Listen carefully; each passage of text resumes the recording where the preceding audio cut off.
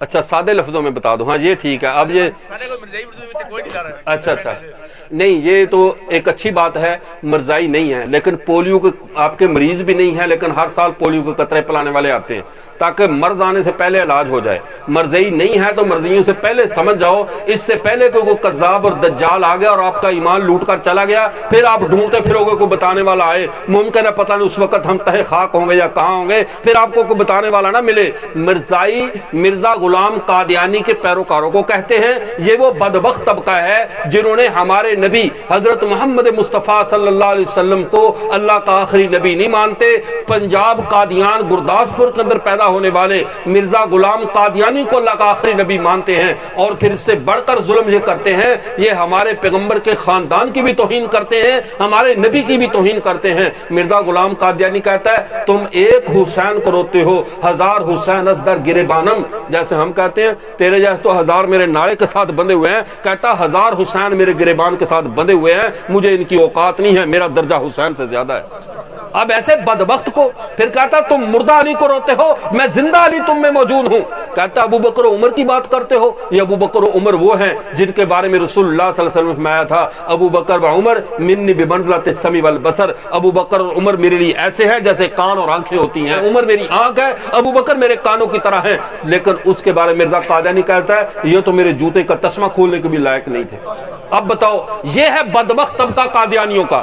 یہ شیزان والے بھی قادیانی ہیں, یہ ہمارے نبی کے دشمن ہیں. آپ ایک شیزان بوتل پی کر آپ سمجھتے ہیں میٹھی ہے, بچوں کو بڑی پسند ہے, دکان والے بھی لا کر رکھتے ہیں, جہاں دکاندار بیٹھے ہیں وہ بھی ایمانی غیرت کا ثبوت دیں, اور قادیانی کی مصنوعات نہ بیچا کریں, اپنے نبی کا دل مت دکھایا کریں. گنبد خضرا بھی جب تم قادیانیوں سے ہنس کے ملتے ہو, جب تم ان کی شیزان خریدتے ہو, جب تم ان کو چودھری صاحب کہہ کر سلوٹ کرتے ہو, تو اس وقت گنبد خضرا میں تمہارے پیغمبر کا دل دکھتا ہے.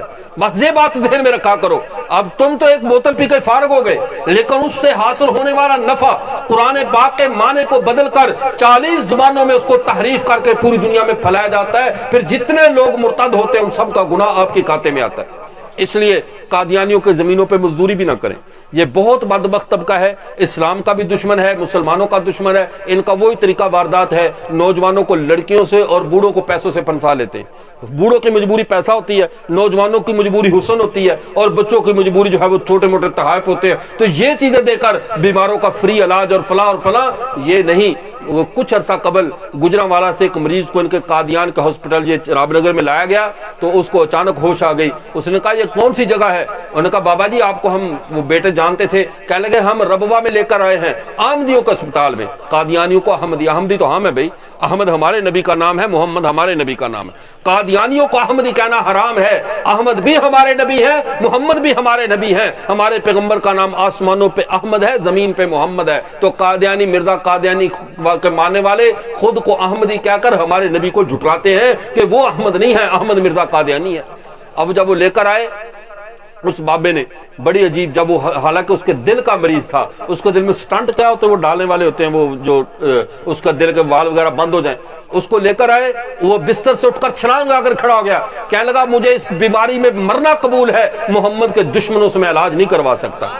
جب اس کو پھر ایمرجنسی میں لاہور لے کر گئے, ڈاکٹروں نے جا کر اس کا دل کو دیکھا, اس نے کہا اس کے دل میں تو اب بیماری کوئی نہیں رہی, دل میں بیماری کوئی نہیں رہی. جو رسول اللہ کے لیے غیرت اختیار کرتے ہیں پھر اللہ کی رحمت بھی جوش میں آ جایا کرتی ہے. آپ بھی رسول اللہ کے لیے غیرت کریں.